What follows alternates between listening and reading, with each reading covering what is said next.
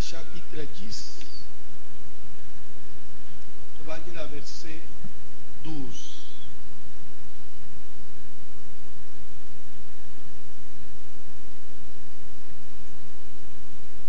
Daniel, chapitre 10, 12e verset. Daniel, chapitre 10, le verset 12. À partir du verset 12, nous lisons au nom de Jésus-Christ. Tozana veillé na butu et après veillé, tozana réunion na pasali na nzambe nyonso. Et c'est obligatoire pour tolérer son absence te. Communiquer na ndeko azala noté que réunion ezali après veillé abasali na nzambe. Ok papa. Il me dit, Alobi nanga, Daniel ne craint rien. bana banani bazosolola bazotanga bible bino bazosolola. Bandela papa. Il me dit, Alobi nanga, Daniel ne craint rien. Daniel kobangelo ote. Car dès le premier jour où tu as eu à cœur de comprendre et de t'humilier devant Dieu, utamela mukolo na yambo oyo ozwa ilikanisi na motema mpona kososola mpe komikitisa liboso na nzambe na yo, tes paroles ont été entendues. maloba na yo eyokamaki. Et c'est à cause de tes paroles que je viens. ezali nde ntina ya maloba na yo nde nga na ye. Le chef du royaume des Perses m'a résisté 21 jours. mokonzi ya royaume ya baperse atelemelaki ngai akangelaki ngai nzela ikolo tukumi bale na moko. Mais voici Michael, l'un des principaux chefs, kasi tala mikael moko na bakonzi tokei est venu à mon secours et je suis demeuré là auprès du roi de Perse. ayaki na secours na ngai mpe natikalaki wana epa mokonzi ya baperse. Je viens maintenant pour te faire connaître ce qui doit arriver à ton peuple dans la suite des temps. na ye sikoyo po ete natalisa yo oyo esengelaki kokoma na libota na yo na nsima na mikolo. Car la vision concerne encore ces temps-là. po ete emoniseli ezotala na batango wana. Tandis qu'il m'adressait ces paroles, na ntango azoloba na ngai maloba oyo, j'ai dirigé mes regards vers la terre nabandaki kobalisa miso na ngai na mokili et j'ai gardé le silence. mpe nabatelaki kimia. Et voici quelqu'un qui avait l'apparence des fils de l'homme toucha mes lèvres. motu moko azalaki na lolenge ya mwana na motu asimbaki bibebo na nga, J'ouvris la bouche, nafungolaki monoko, j'ai parlé, j'ai dit à celui qui s'était né devant moi, na bandaki koloba mpe nazoloba na motu alemaki liboso na ngai, mon Seigneur, kolo na ngai, la vision m'a rempli d'effroi emoniseli oyo epesi ngai malili et j'ai perdu toute vigueur. mpe na perdre na makasi nyonso. Comment le serviteur de mon Seigneur pourrait-il parler à mon Seigneur? ndenge nini mosali na nkolo na ngai akoki koloba na nkolo na ngai? Maintenant, les forces me manquent sika makasi isilinga et je n'ai plus de souffle. naza na pema te. Alors celui qui avait l'apparence d'un homme me toucha de nouveau nde na yango motu azalaki na lolenge ya motu asimbi ngai mpo na mbala sika et me fortifia. apesi nga makasi. Puis il me dit, na nsima alobi na ngai, ne crains rien, homme bien-aimé, kobanga te ndeko molingami, que la paix soit avec toi. kimia ezala na yo. Courage, courage. courage courage. Et comme il me parlait, na ndenge abandi kolobela nga, j'ai repris des forces et j'ai dit, nazwi makasi mpe nalobi, que mon Seigneur parle, car tu m'as fortifié. mosali na ngai aloba mpo opesi nga makasi. Il me dit, alobi na nga, sais-tu pourquoi je suis venu vers toi? oyebi mpo na nini natindami epa na yo? Maintenant, je m'en retourne pour combattre le chef de la Perse. awa siko nazozonga kwete nakende kubungisa mukonzi ya Perse. Et quand je partirai, Era ngana kokende voici le chef de Javan viendra. tala mukonzi ya Javan akoya. Tosukele wana kuzofanda.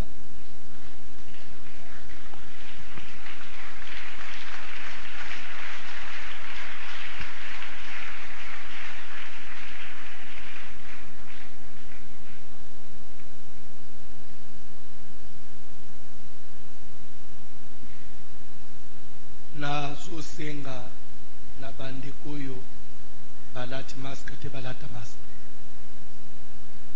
C'est comme si yozo ende malembe te tolata so masque te. C'est pas bien. L'obéissance pour que le sacrifice.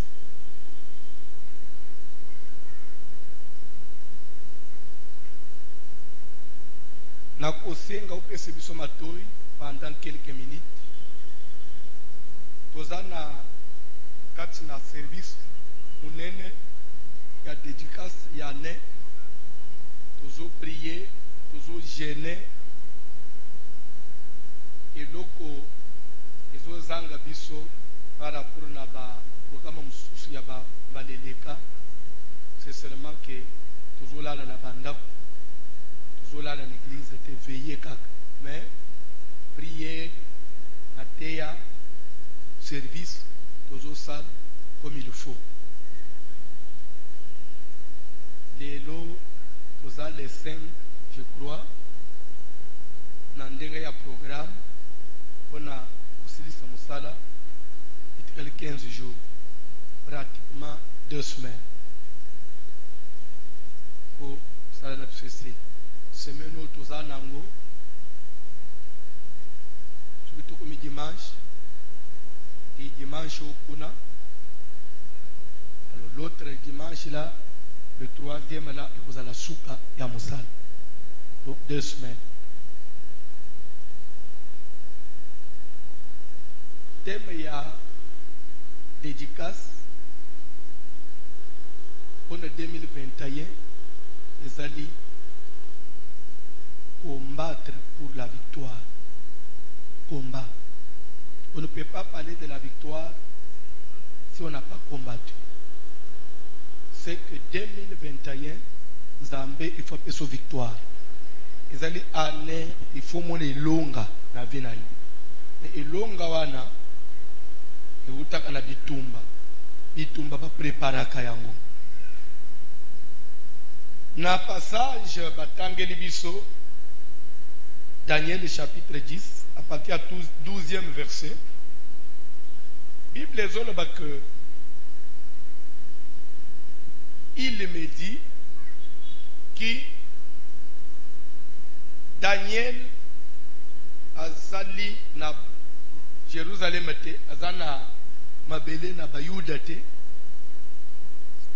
service il y a 21 jours de Daniel, abondelo Daniel asalaki. Asalaka una mboka na yete, asala una Babylone, na mboka mopaya, en déportation.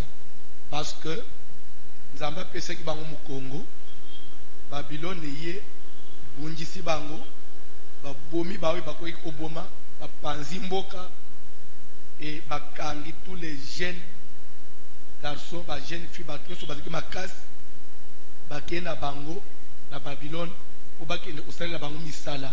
Ba esclave. Alors nakati na boumbu siko na mboka na Babylone,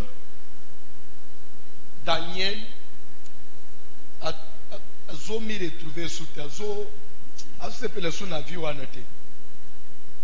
Na bande ko vivre na mabele mupaya comme esclave na tango ayebi ke tozana nzambe ya solo, nzambo ya zali capable ya ulungule biso na maboko ya bato. Et comme il travaille, Azasu na kimyate, na boumbo wana. Bible est zone que moi on va lui décider à ça la prière. Pourvu quand même que nous avons éclaircir yé. Situation où vous allez tiwapi, viwane vous allez tiwapi.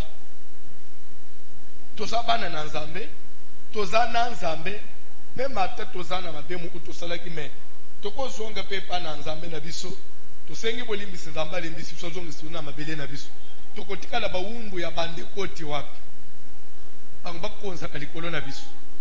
Daniel a décidé abanda ba prière ndeko tanga Bible nulle part la Bible eza na verset moko ezolobake Daniel alobaki na osala jeûne na 21 jours te ya bangi ne kaka mabondeli akati nombre ya mikolo te prière na ye ezali kino nzamba sala nini ayanulanga soki nzamba oyanulanga kaka na pokwa ayanulinga soki oyanulanga lobi ayanulinga mais pour service il faut ne bimana yana ndeza une décision na ye je dois y sortir avec une réponse.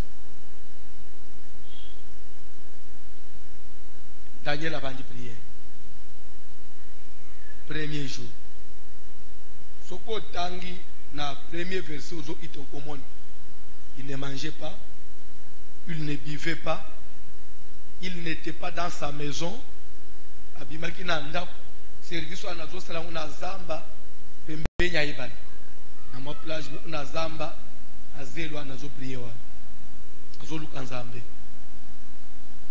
Premier jour, deuxième jour, une semaine, 2 semaines,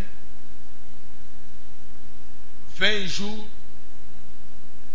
21e jour, Daniel azo prier fukami, azo lela wana soka komi kolemba, nanzala, na fatigue ya jeune, akomi vraiment fatigué azo lela, azo prier, na ofukama maboko likolo.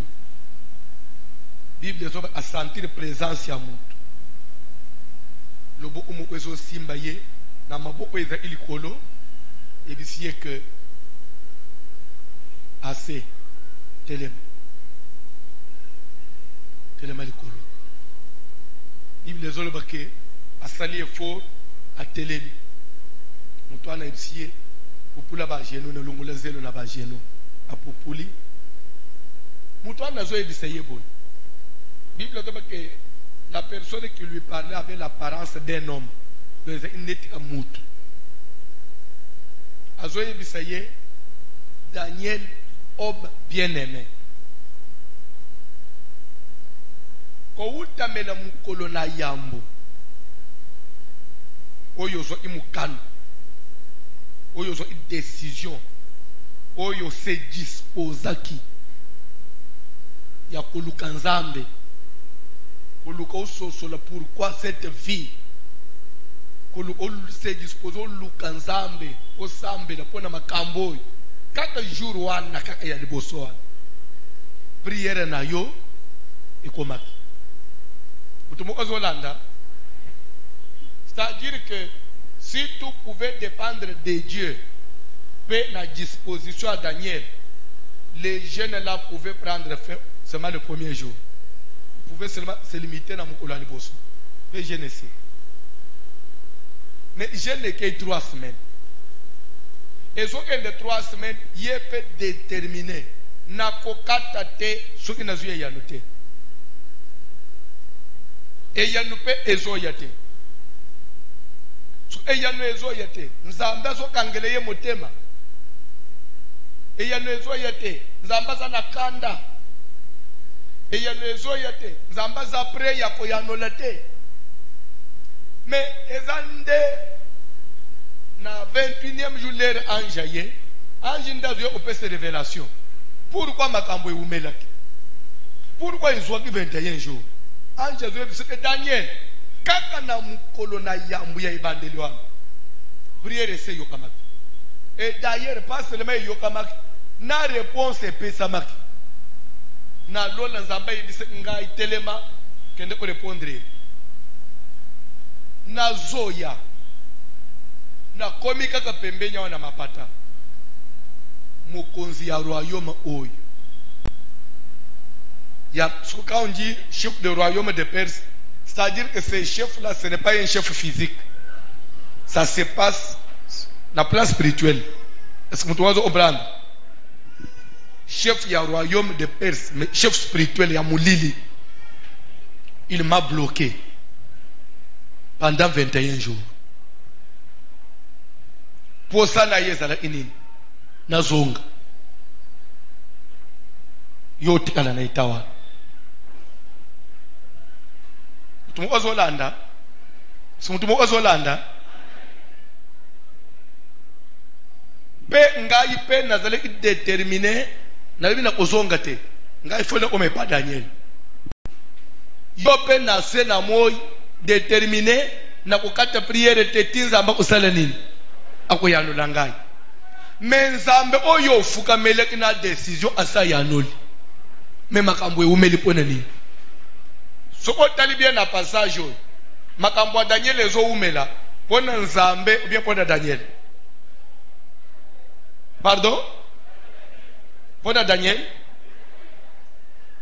nazotuna pour ma réponse à Daniel est bloqué pendant 21 jours faute eza ya nzambe nzambe ndaze I ko umisa po ya nola ou bien Daniel nda bande osambela mabe pardon pardon mais nazo yo ke le côté Daniel pardon stop banane balobi ke nzambe banane balobi Daniel stop Daniel mabene ezani pardon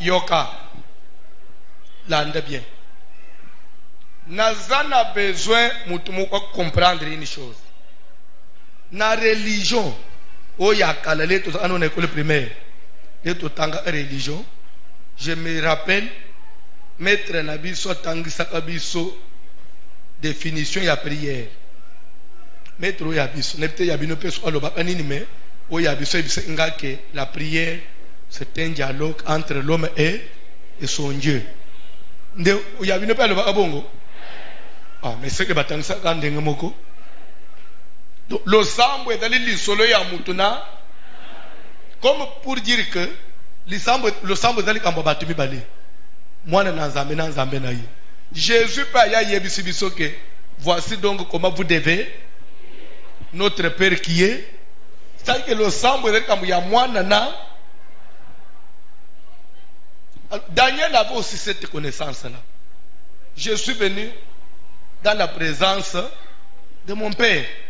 Na usambela atana sala imabe na za mwana na yeko mikitsele boswa papa na ngai. Sans kodala na idée que à part ngai na papa intermédiaire mo okuguzana. Mutu muswa ya akoko yepe ko interférer makambo. Landa bien Matthieu.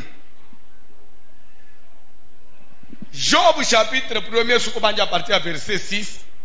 Un jour les enfants de Dieu bakende kili boswanan dans la présence de Dieu. Ndenge toye boy. Toza bana na zabi toye kulukanani.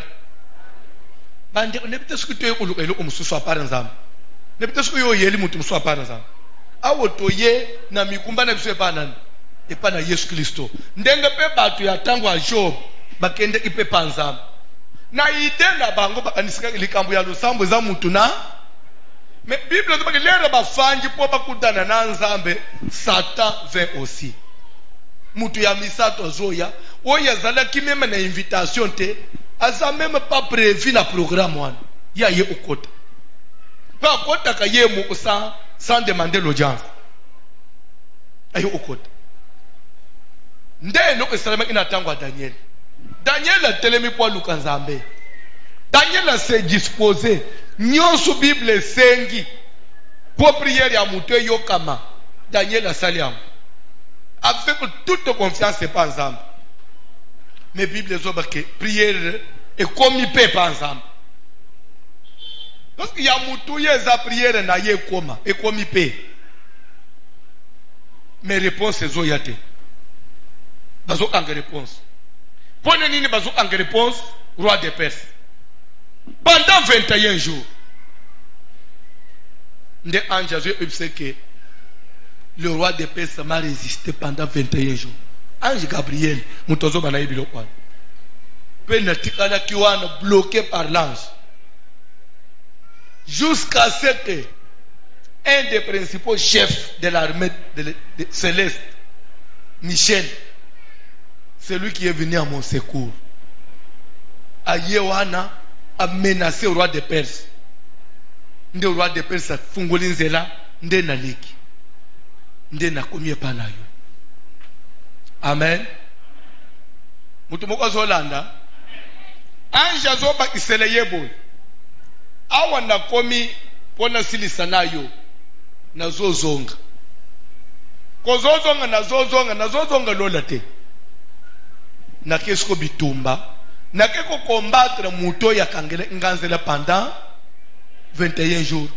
Je m'en vais combattre le roi de Perse. Na keko bundisa yi. Pourquoi kangele nganzela? Na ke bitumba si oyo. Azolanda me yo lere yo kotikala yo Daniel lere zotikala simananga opesa mukongo ko ansete ke isili roi de Javan akoyele peyo ngana ke bunda na roi de Perse mais après roi de Perse roi de Javan viendra simananga comme pour dire que yo pe otikala osalani obonga moti elepe kubunda na ligina loba nini parla lande bien nazana besoin na service obima na quelque chose ya même ozo vivre na vie na yo oyeba makambu na nzambe comment ça fonctionne makambu na nzambe zo tambula tepo lokola kaka oyambi Yesu lokola mukonzi pe mubikisi lokola oyambi muli musantu okobi komona ba prophétie ozote ozolo ba langue c'est esili olongi te loin de là nde okomona même que ba église belé bazo endure bato na erreur comme on otelisa muntu ke soki otambulo sepele sinzambe esili elo moko ko kanga yo ezate Daniel abongisi na nzambe wi uno entre ye na nzambe mabemo reproche zate Bible dit que dès le premier jour au disposa ki ka motem Daniel ozo liba engagement ozo likanisi yake yo na nzambe bobongisa nzamba yambaki yo ndenge tofandi awo eza na bato ebele nzamba sa yamba yo zonji mameni te so oza même sire te nzamba yamba yo hein? Parce que je m'attendais na amene mu ya efficace mina moni ndeko ganda zo ndima na malemba amen c'est dangereux ça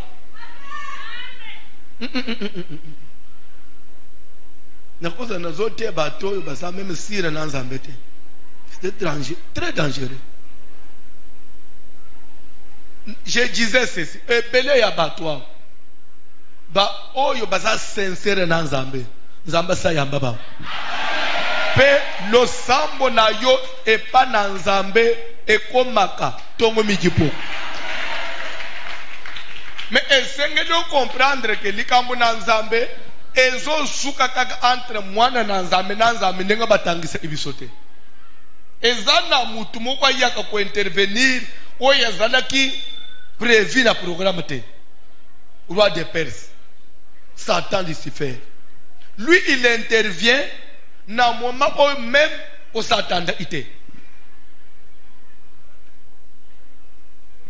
L'ande très bien. Ebele ya batu batangisa bango bateya bango. Le compte de Jésus a loba na ekulus tout est accompli. C'est que lingi ko loba ke mwana na nzamba za sunelu kwa kubanga te nzamba silisa makambu nyonso. Nzambe pe bazoba ke nya point de condamnation pour ceux qui sont en Christ. C'est que muto azoye pa na Yesu ezana reproche mute condamnation mute, c'est-à-dire que yazana bitumba tadana elokote esili nzela na ezapolele. C'est faux et archi faux. Tunanga koma tozonga na Bible. Étienne, oui, Jacques Étienne, na Actes des Apôtres. Étienne babambiye mabanga, babomiye. Wana avant Yesu le tout est accompli bien après. Étienne babambiye mabanga babomiye, Yesu asa yena mukili. Alongi Satan. Akufine ikulusu bakundiye. Aseko après 3 jours akena alone. Muli musantu pese kita. Nde Etienne azouta église. Azokendenda. Ah, umone bango batu na ye bangwana. Net blood, mabanga timwano mbala ufoboy. Azotela na miso.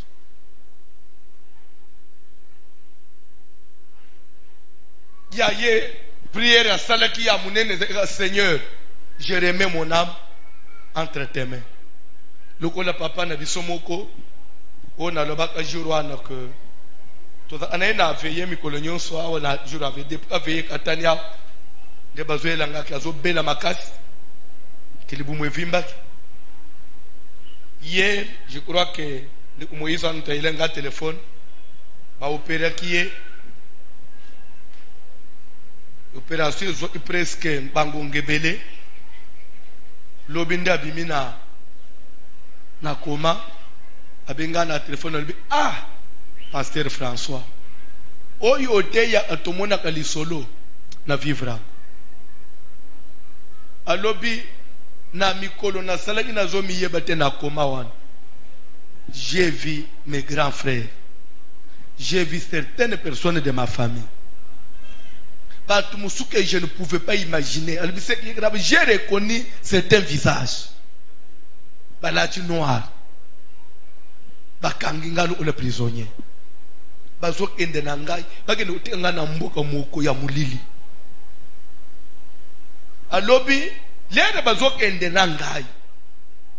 Pasteur, conscience na sewana kana kachwana na yiko se rappeler na zamwana na nzambe. Bakena ngawapi.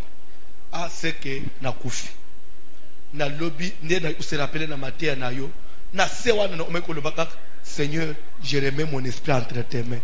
Atana kufi na mona nzambe na alubi na omeko le bongo na se akoma wa alubi le tozo kende na to omikel e parto hotel na mutu mu olbite ne bozo kende na ipona ni ko no biso to arabite ukanga ye azamu kanga bite ngonga na ekokite mutu ana tombo wana balashe ngai bakimi 2 jours après na bimi na koma alobi na omaki prier na ekomaki kaka. Seigneur, je remets mon âme, mon esprit. Alobi makambo te ya kibiso wana na bi awa atana kufi atana rate na mukini na mona nzambe na endeli felote amina omaki kolela bongo mukileza na makambo ayebisa papa vie exagé muke donc na komi komone vie musika na komi komi lebesika na okoma so un jour na église ou bien na kelibela weba zoloba azolela na état ya maladie parce que il est sous des sondes. Je ne peux pas vous expliquer trop de choses parce que il ne peut même pas faire grand besoin. Ça se fait par le ventre. On a créé la nuit artificielle dans l'Iboumou. Il fait les besoins par le ventre. C'est trop. Ça peut peut-être vous faire mal, mais c'est la vie.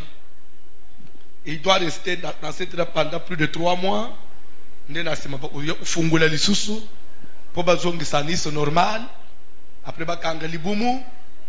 Non, nzoto yezatina te. Mais Moutouane, c'est un grand patron, hein? Un patron. Mais dans Jemouke, le diable a sa musique na bisote. Bref, je disais, Étienne, babungisa baboma Étienne, avant tout est accompli. Ba Jacques, bakata bango mutu, Yesu asaloba tout est accompli. Yesu asaloba il y a point de condamnation pour ceux qui sont en Christ. C'est pour vous dire que ceux qui okutana kina évangile muku bat présenter yo yango bien te. Il est grand temps mon frère de revoir. Makambu na nzambe ce n'est pas comme vous croyez là. Il y a ceci. Utumoko zolanda na kolemba kozongela yango te. Nzambe asala alliance na Abraham. Na alliance Nzambe asala na Abraham. Et salama comme si na se ya kanda, na se ya déception. On dirait que l'humanité tout entière est décevante. Nzambe.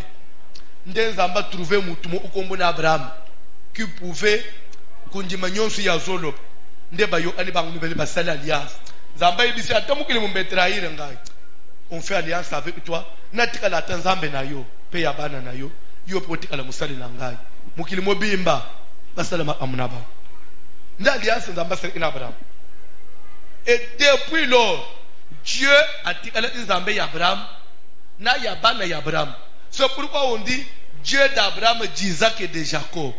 On ne pouvait pas dire Nzambe ya mutu ekolo mususu jamais. Ate ya famille mususu jamais. Kaka bao bazana makile Abraham. Ti baye ukoma toute une nation Israël. N'importe ce qu'on a. Israël est ukoma. Yesu aye na mukili. Lere Yesu aye na mukili. Tanga na Bible au mona. Vous n'allez pas me contredire. Mission Yesu aye ki nangwe zaki limité. Lui-même il dit, je n'ai été envoyé qu'aux brebis perdues de la maison d'Israël. La mission de Jésus était précise et limitée. Quand on abandonne Israël, Yesu aye yonangaite. Bible il est venu chez les siens. Les siens qui sont-ils? Bana Abraham. Et les siens ne l'ont point réussi. Donc les raillés pas bana ni se bangope au lieu ba yamba yebie ba betie kara. Ah, depuis quand yo zanzam.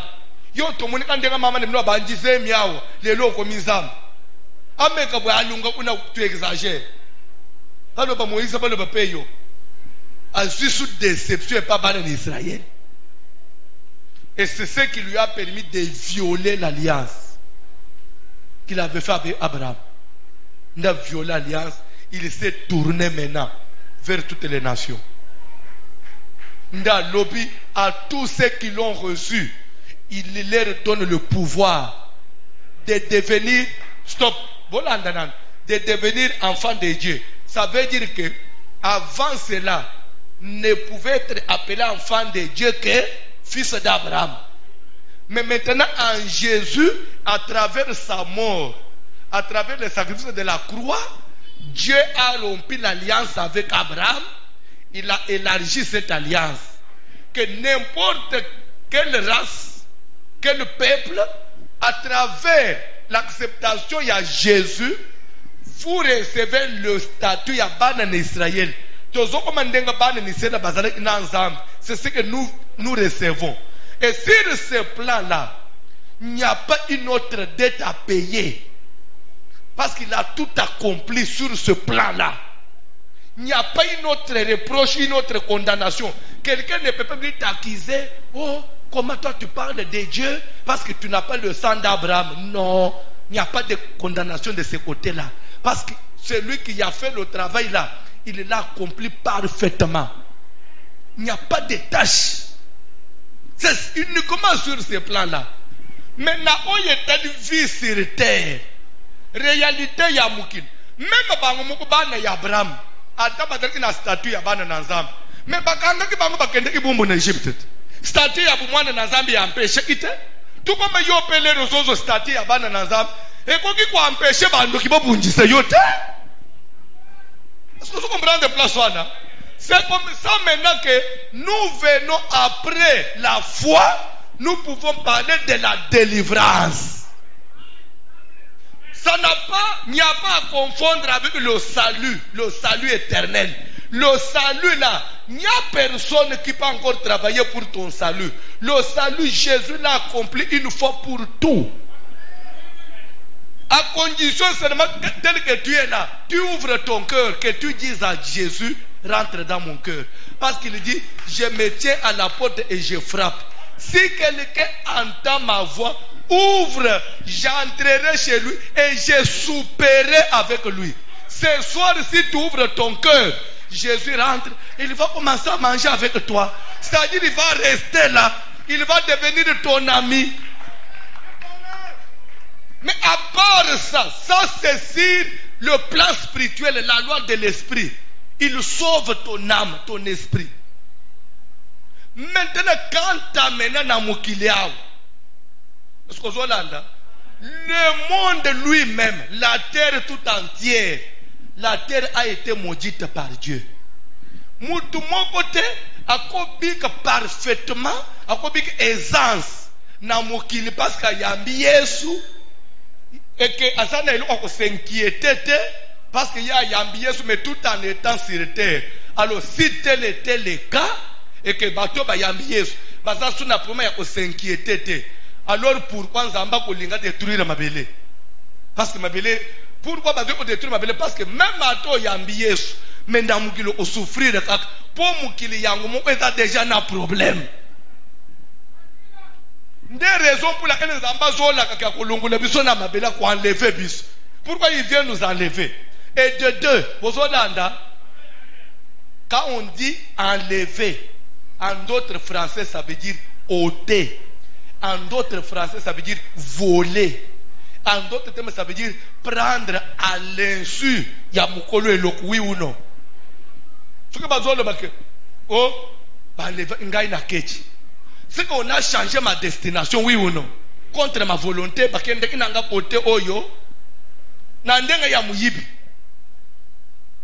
c'est du kidnapping, oui ou non? Mais maintenant, Jésus il viendra enlever l'église. Pourquoi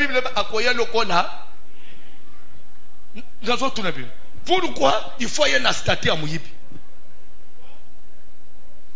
Parce que Mouyibi n'a pas Mouyibi. Parce que Zobanga, ce qui va mouiller, pas pour Kangaye, oui ou non? Jésus a zoé pour son bisonnet Mouyibi. Père Moutumo, il y a date, il y a jour.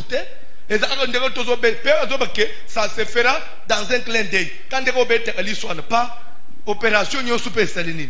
Et s'il a dit qu'il peut tracer,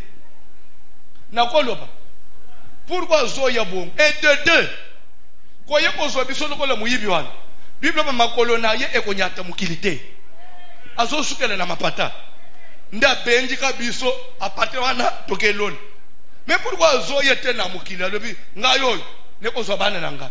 Parce que s'il dit le faire ouvertement comme ça, ça sera une guerre déclarée avec Satan. Satan côté quand soit bisoté. C'est comme ça il nous prend n'andenga muku yambala muku pas le temps Satan se ressaisir. Bazawapi. Muyibi asa keyi na sani. Omukutika lubeta masasi dans les vides. Ta suki na zwaki yo. Mwana maya katisi fleuve. Et tant que Bible oyok, vous avez besoin de la connaissance. Tant que Apocalypse au monde, ils l'ont vaincu. Mais tant que Apocalypse, guerre yanzambe na Satan, n'a le style totalement. L'Armageddon existe. Gog et Magog existe. Ne place beaucoup bunda, ce que bundeli nyosu ya mukili oy, ya ba mboka nyosu ya mukili. Bako sangu contre Jésus. Alors c'est pour vous dire que Satan n'est pas encore totalement désarmé. C'est parce qu'on dit mais Jésus et que le diable ne peut rien te faire. La Bible déclare le monde entier est sous la domination du malin. Nous vivons dans le monde qui est dominé par Satan. Mais Dieu, étant le Tout-Puissant, il s'impose. Il s'impose. Dieu nous impose contre la volonté du diable. C'est-à-dire que Satan donne droit à la makase le mukili nangai. Mais Nzambe le kone ye mukolo bilo onyos. Aye na yo. Kana mukili Satan zalawan. Pour vivre wan. Nanko. Satan n'est pas zoya bêta. Moi ya bêta Nzamba tchekal. C'est ça ce que nous appelons combat spirituel. Que Dieu nous impose. Famille na yo balobi okozombongo te. Nzamba imposer yo mbongo. Bango ba vota ba loi yo ko bonga te. Mais Nzamba ya pesi yo mbongo okozala wana. Je peux vous dire quelque chose. Makambo na Nzamba c'est simple à comprendre. Dieu a pris Joseph. La bénédiction de Joseph Joseph est l'image de l'église des nations. Ça veut dire quoi? Joseph, dans un pays, il a été esclave, étranger, na mabele ya bato. Mais Nzamba imposé ye, na bokonzi, na mbongo. Pe bakolomboka wana. Ata basa contre, na kati na mitem. Mais moyen au sein de locaux, exacté, parce qu'il a la signature, il y a numéro 1.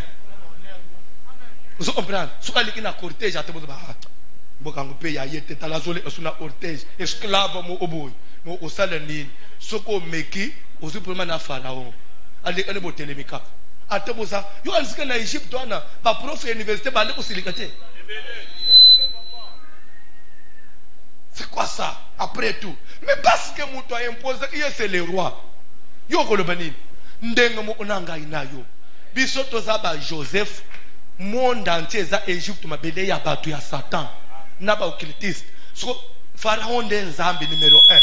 Akukamata yo nanga a imposé biso na mukili. Ate bazo yimayim, bazo boudé, tozo tonga, ba boudé, tozo voyager, ba boudé, ozo tambule na mituka poa. Osimbiki site, ofukameli Satan te, mais Nzamba imposé mariage na yo nanko. Oboti pe ban, pisika balia kaban, bazo kolia ba oya yote, bazo kona pe, batangi pe classe, basilis. Ba noko bazo beta ba flèche ezo sa de l'autre. Ba de no pe ba komi ba ministre. Et c'est ça ce que ça veut dire. C'est pourquoi la Bible dit que leur ange yebisi Daniel, roi de Perse m'a résisté. Il ne voulait pas que j'arrive. Pourquoi roi de Perse a télémélagié? Parce que Daniel a fait que Namboka yabatu ya Babylone. Daniel a zamu Yuda. Mais à quelque luke na Nzambe na mabele abanani.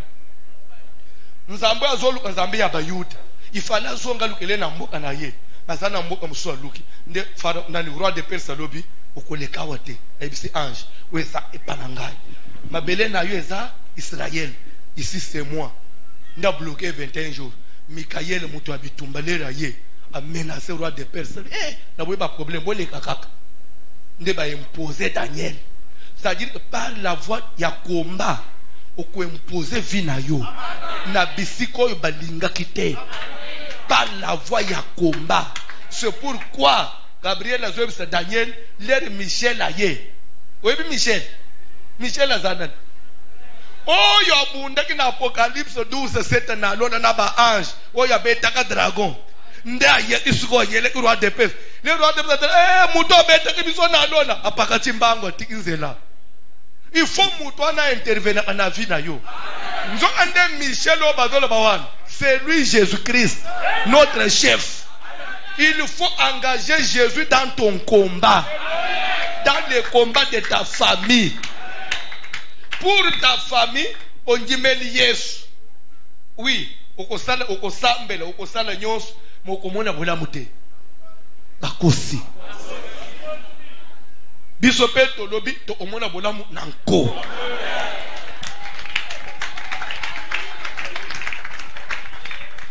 Est-ce que vous avez des biloko en bien? N'a pas cet exemple, n'a pas ce qu'il y a un jour. Shadrach, Meshach, Abednego. Ba utanaki na mboka ya Babylone, mboka mupai. Et pas na bangote. Kuna loi eza mupaya nyonso etre mukolo mboka afuka meleke ya mukonzi ya Babylone. Bango balobi na nzambo biso to sambela to kufuka meleke kuta par nzambo. Nde mukonzi ya Babylone ko. Munoko na bozotia na mboka na bino ubie pa na ngayao. Balbi epa na yo. Bon ce que Nzambe na bino na seki makasi. L'air na ye ko enlever bino na Israël. Pourquoi kanga ngaite? Pourquoi bundela ibinote? Comme vous êtes chez moi, vous devez vous mettre à genoux. Bango pe balbi to kofuka mate au nom de Jésus. Aba si tele les gars nazo bwa bino na moto. Ba bwa ki bango na moto. Mutuana waza ana aspect ya moto. Waza ana aspect d'un homme. Abimina libulu na moto. Jésus-Christ otongimela yo na ngaya. Jésus abandonne à Noël te. Jésus a botama le 25 décembre te. Na tango a Shadrach, Meshach, Abednego, adreki déjà komonana. Pour dire que Jésus a ça ya lelo te. Oh mukunzi a botami. Mukunzi a déjà na libulu ya moto. Parce que ozo mone même mukunzi a Babylone na zo bakazo tuna batunaye. to cheki batu boni na moto. Alors 3 non, to cheki 3 te to sale erebe au roi. Liste angoi baza 3 mais d'où vient que nazo mona maintenant 4 personnes sans lien. Mais le visage surtout de la 4e personne est semblable au visage du Fils de Dieu. Mais Fils de Dieu, yamu ayebele iye watu po Yesu na no bota makate. Yesu aya lelo yakala. Nde babimisi bango na moto pe roi changer mibeko. Désormais na territoire mobile tokosambela nzambe mususu te kaka nzambe ya bato oyo. Nzambe oyo nanga etongimeli akopambola biso landa nano landa bamande landa okosepela après akopambola biso pa imposer biso na mokilia parmi baninga na biso na bango nyonso batali balobi si faut kolanda nzela to landa nzela ya Jacques parce que ye ale isi mwana te akaboli bambula na ye na Satan te mais apambolami lipamboli na ya zolala na pongi ya kimia ya biso il faut butu nyonso kende ka cimetière ole kisaka batu na famille mais ye kaka na pamba boy c'est nzambe ya solo nzambe na ye. C'est-à-dire que Dieu doit t'imposer pour qu'il no mukili mobimbe ke yonde ozana nzambe ya solo. Mais pour y arriver, il faut livrer bataille, il faut livrer combat au diable. Il faut combattre Satan. Nous combattons Satan pourquoi? Pour qu'il nous laisse passer sur cette terre. Le diable doit te laisser le passage. Ndenge Michel abungisa kiye po atika Gabriel aleka utana na Daniel yo pe fo bungise atika mbongo na yo ekomela yo atika misala na yo efungwama. Il y a une résistance comme pour dire que nalingi na chité to koba dimanche, comme pour dire que quand on dit dès le premier jour où tu as eu à cœur de comprendre, tes paroles ont été entendues. Par là je peux dire ceci, c'est comme toi aussi.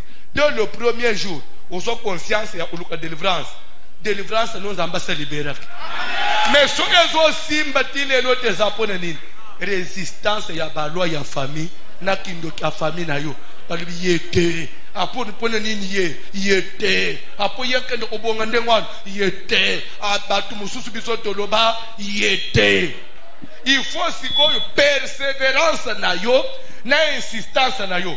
Plus Daniel na zo umela na mabolongo atabozo lo bake asala ki prière ya combattre atakende na prière à supplication matika la ki persévérant sans se décourager ndenzamba yeko bakise les révélations que à part supplication bakisaka bibotu parce que ngana ke ko combattre roi de Perse ya Java ko yela yo lokola na longa roi de Perse par le combat yo pe bakisa nini. Victoire, c'est pas le combat. Le banan le combat. Ah, le banan le combat. Ce qui n'a famille na bin, balé la kabino ban, ba mekana bana na yote. Prière tozo sale lelo zaboy. Mutu nyonso ko mekana mwana na yo.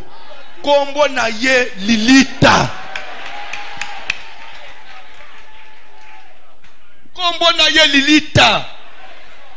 Toza na papa mo une église ayela nga na tongo na 6h na msirika bamba azolela azolenga na 6h du matin yaya na ye ya mwasi grande sœur na babo ya mukolo kokoko na ndakoti bana basiba sokola ki balati ni fomba tunga bakende classe nde bana utu bayeli papa na chambre papa tantine est venue lero papa bimi aya bonjour bafanjo wana to sambela mission de ngana yambia ya so bana pe ba le papa au revoir tante no balinga babi mat chauffeur ende na bango na classe ya tele bana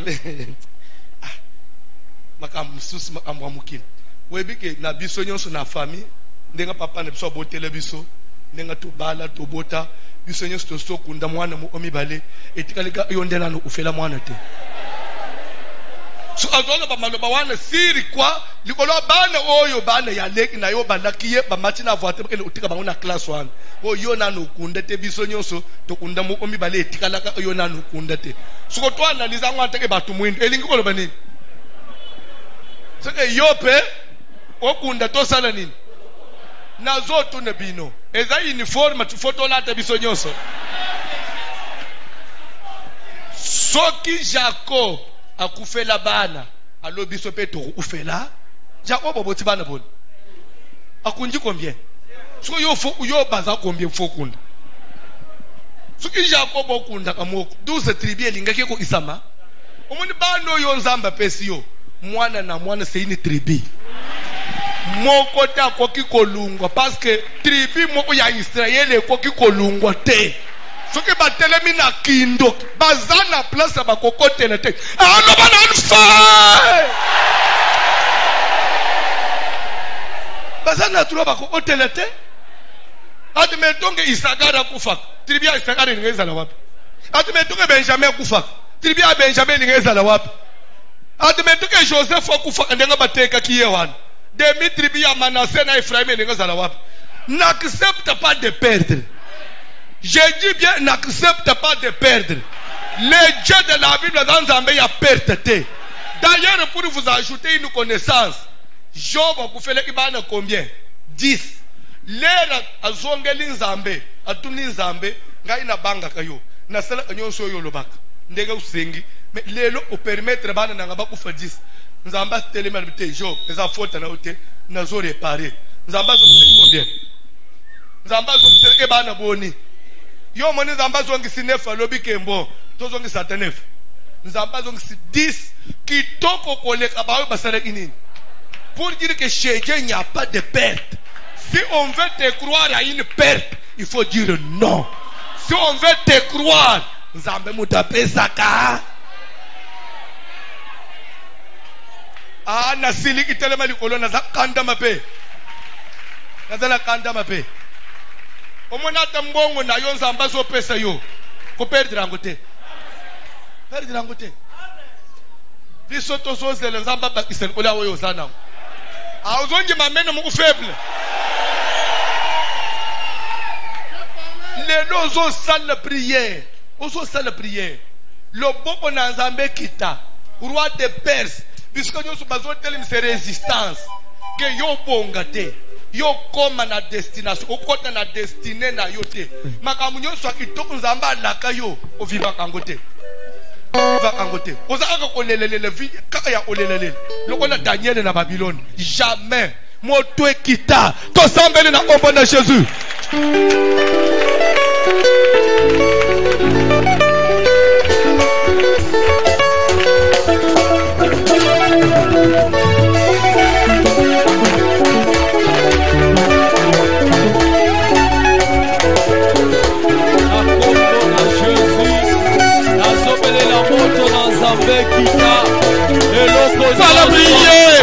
eloko nyonso bomolile bokisi mpo na ngai moto na Nzambe pela moto na Nzambe kita moto na Nzambe landela eloko nyonso oyo molile bokisi mpo na ngai nazokitisa moto nazobelela moto na Nzambe kita ekende kopanza ekende kokweyisa ekende korenverse nyonso tia batelemisi nyonso tia bakani likolo na ngai likolo ya libota na ngai likolo ya bana na ngai likolo ya mwasi na ngai likolo ya misala na ngai lelo ezopikwama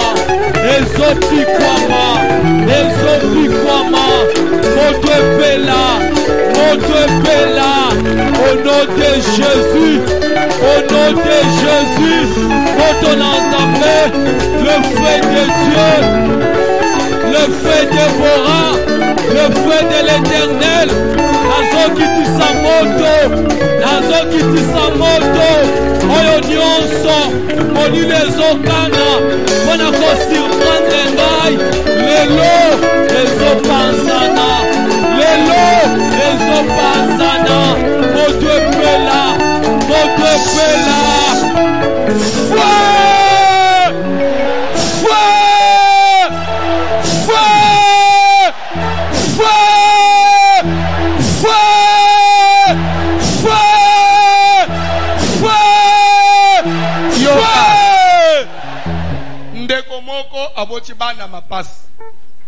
pasa moko eleki asimbi moko yo osko ba mama quartier ba iko lengi seye nzamba za bolingo aboya kotikala maboko pamba yango tinde ki 2 po yeba ki akuzwa moko bantoki nzamba tinde na mema mukumba ya 2 9 mois après azwa moko azozwa kende ne wa na lola mwa manka ezanda zu ya yo ke le compléter baleli yo mwana après ba mvute ba distraire yo Rebecca mema ki zemi ya bana mi bali amapasa nzamba zo ili pasa moko ya yonde nzambe fozo mo ogenda na ngwapi tala kama tamo kuno mbele simba na libo oza la papa oza la mama misi auka déposer ma mbele ko nakati nkali ko la libo muno wa tozo sala prière lelo reketo tozo sambe soko so bota na kotali sendenge nino ko sambe ope nano abota te na tozo tali sendenge ko sambe ba basiba bota ozobimisa maloba ozoloba devant Dieu na bota bizengi te na bota biyuyu te nga na boti ba président de la république na boti ba PDG na boti ba sénateur na boti ba grand professeur ba grand docteur na boti ba grand pasteur na boti bizengi te libumu nanga na bimisa kizengi te ozo saka et de 2 na bota mwana nga na kubungisa lobi te ozo saka ozo bimisa malo onano abota te il va déclarer libo munanga na stérile te na kobota pe na kobota bizengi te na kobota bana ya bazanga tina te na kobota bana lukumu na kobota bano ki un jour ba osungangai na kobota ba président de la république na kobota ba première dame na kobota ba sénatrice ba sénateur ba grand docteur na libo moya ngai na za stérile te. Parce que Nzamba Kelanga stérile était. Dans ma tribu, pas de femmes stériles, même pas celles qui avortent. Ozana Zemi, Loba Maloba. Moi, nous avons Libumane Joseph. Mais on peut perdre yété. Bah, on peut sobota. Pas Tuminen. Pas David. Pas Esther. On peut perdre Moutite. Bah, on peut pas Kolanda. Bah, on peut pas Tuminen. Loba maloba saka to sambele na ombo na Jésus. Sabe Jésus na libu munanga na bota bizengi te na bota biyuyu te na bota bana ongai na kokunda lobi te me na boti batu minene na boti ba konti avoka na boti ba grand pasteur ba grand sénateur ba grand député na boti ba grand professeur na boti ba minene ba première dame na boti ba grand influence na kokona Jésus na kokota ba kitile na mokili na kokana bana te na koperdre bana te na kokona Jésus bana ngana kobota bakosala batu bana ngana kobota bakosala koko bana ngana kobota bakobimisa mutu bana ngana kobota bakofukuama na kobota bana biso bate na kobota bana mayele bana ngana bakosala bakizengi te bana ngana bakosala koko na kobota bana lokumu na kobota bana bakopesa lokumu bana bakozala référence bana bakopesa honneur na kombo na Yesu nyonso mokili kokana yakela bota bana mabe Seigneur bazala musika bana kobota bana malamu bana kobota bana kitoko bana kobota bana bien na kobota bana bonne santé na kobota bana oyo bakozala na sagesse oyo bakozala na intelligence na kobota bana bakozala batu lobi na kobota bana bakosala kombo na kobota bana bakofukwama na kobota bana oyo bakozala considéré parmi des grands na kobota bana oyo bakozala na rang ya batu batongwama bakozala na rang ya batu babonga bakozala na rang ya batu bafukwama na kobota bakizengi te na kobota bakizengi te nazodeklare yango na kombo na Yesu libumu na ngai oyo nakobimisa bana mayele nakobimisa bana bakosala kombo nakobimisa bana bakodomine nakobimisa bana bakotongwama nakobimisa bana oyo mokili koyeba nakolukisa bana o mokili kolobela na ndenge ya malamu. Jean chapitre 17 verset 12. Rapidement. Télémaka la position. S'il vous plaît. Jean 17 12. Rapidement. Papa. Lorsque j'étais avec eux dans le monde, je les gardais en ton nom. J'ai gardé ceux que tu m'as donnés et aucun d'eux ne s'est perdu. Stop.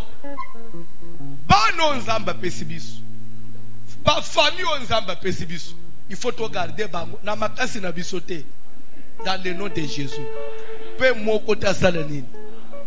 C'est comme pour dire que ceux qui sont bungisi, tu es au sam. Vous comprenez? Alors que bao yo pesa kingai. Na batele ki bangu na kombo na yo. Na makasi na ngai te. Moko ta sale nini? Yo zo bungisa pona ni. Ozo sala prière. Zambo yo nanga tozo luka na isiko. Abate na bana zamba pesio. Bana ozo bota bakola bango nyos. To boite akobe na fièvre. Fièvre fezila. Fezila. Fièvre nini faut emporter le yo mwana. Ozo sala prière mu bate les ayo nzambe. Ba oyo pesingai. Na lingina bate na bango na kombo na yo. Oh non, tokuti manaji moko, manajo mwayebi kezate. Kaka na mwana na ngai.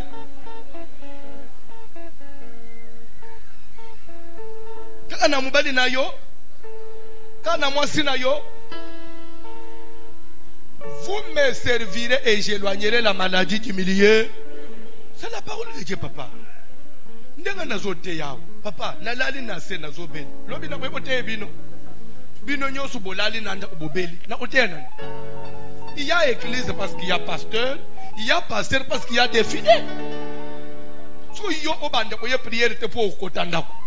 Okotanda upona nini? O papa de bino belaka poumon de yo po beli foi. Tozo sala prière. D'abord il kono ba onzamba pesa biso. Mo otabunga. Bimisa maloba na munoko. Papa, pa oyo pesi ngai. Na oko pesa nga pona baona na baboti te. Papa oko pesa ngai pona bungisa te. To sambele na ombo na Jésus. Kolo na biso. Pa oyo pesi ngai. Ya nzoto pe ya molimo. Mokota bunga. Je suis obligé de les garder en ton nom. En ton nom Jésus. Na batela bango. Na bomba bango. Mokota bunga.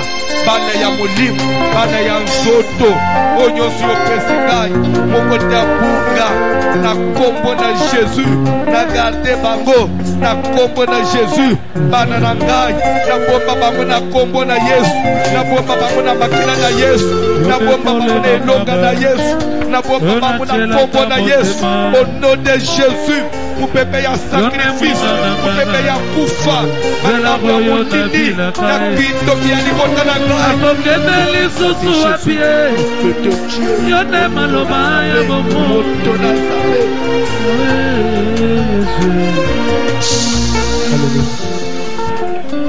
maboko na libumu tozo sala na yo prier tozo belela moto na nzambe kita na ndaku na ngai ekita na libumu na ngai kindoki ya fami na ngai ba mikiya webi mikiya sajire ba nalingale zanini mababe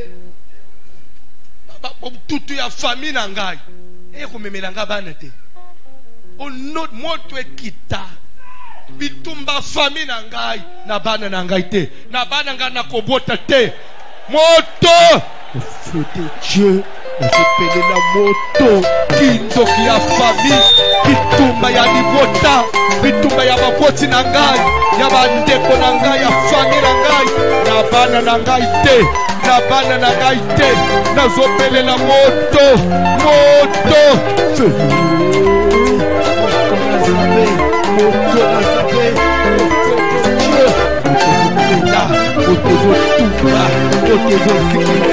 esprit à sacrifice, esprit à sacrifice, Nicolas Yapane Nagai, esprit de mort, sacrifice au niveau de la famille, au niveau de l'école, au niveau du pays.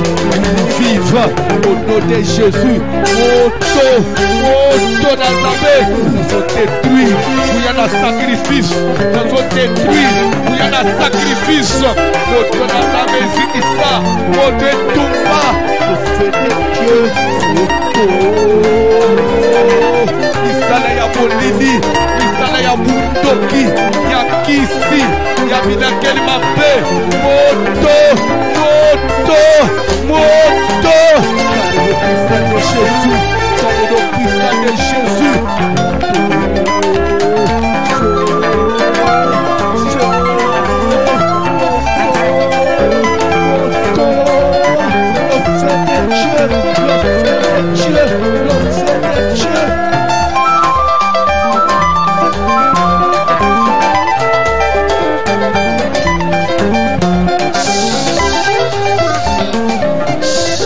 Longola maboko na libum.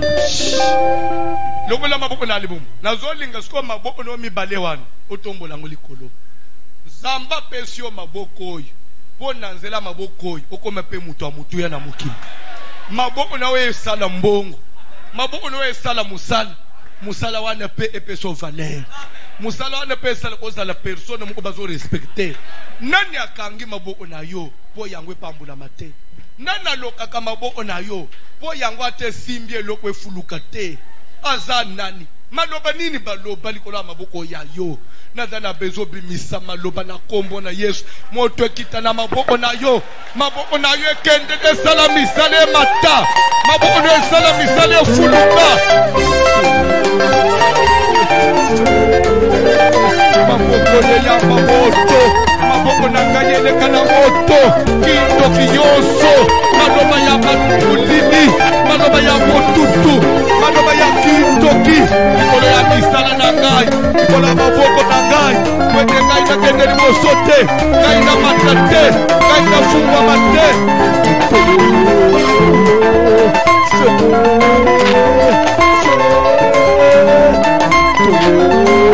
maboko yeleka na moto maboko yeleka na moto maboko yeleka na moto maboko na ngai yeleka na moto esprit ya perte esprit ya destruction esprit ya perte ya échec esprit ya gaspillage na dépense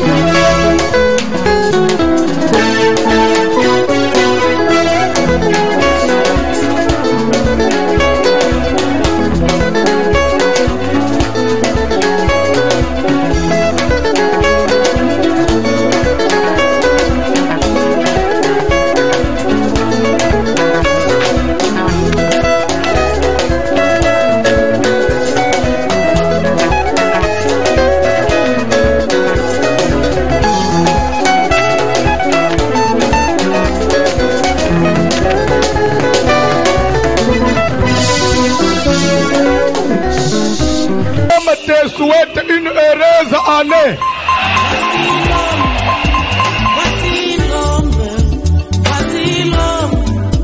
Voici l'homme de Dieu.